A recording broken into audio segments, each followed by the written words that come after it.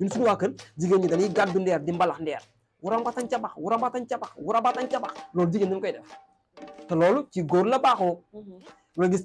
jigéen bu yor cóol di talmbat te jëmba tama sal wuramba kekkin tan gimba tama sal te jigéen la kooku nag création wu Alaaji Ndiaye Coumba Rose la tuddee leen les rosettes même aussi noonu la créé les roseaux moom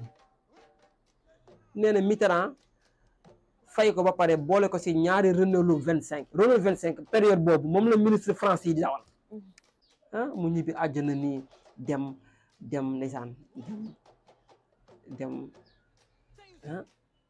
ku ñëw rek jàll barki sëñ Tuubaa si safa moo tax boo ma laajee si moom ñun kooku moo ñu sagal. dëgg la waaye nee naa leen ba léegi nag pareegu ma nag si safa ngeen toogal la panthère de sa génération dañu koy rek waxtaanee ko def lu ñu safa ay doomam yu jigéen ay jarbaatam la teg ne leen tëgg leen lool xam nga tuddee leen les rosettes ñu wa def tour ba pare daal di indaale tamit fer gi fer moom xam naa sa xel dina am fu mu dem ci fer waaw parce que non seulement li may expliquer une histoire la waaye tey am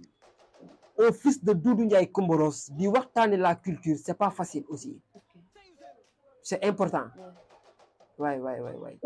boole si nga am ki nga xam ne tey ci par rapport famille bi yëpp boo nee Ndiaye Rose foog nga ne Wadane ak Coumba Rose Ndiaye si safa ne taxi ndandawram bi ndaj wuran ndambax bindandambax bindandanda bi bindawram bi ndaj noonu ngeen tàggoo mbaar mais boo gisee ñu ma taxaw tuuti ci wàllu sabar yi léegi ni ñu ko commencé foore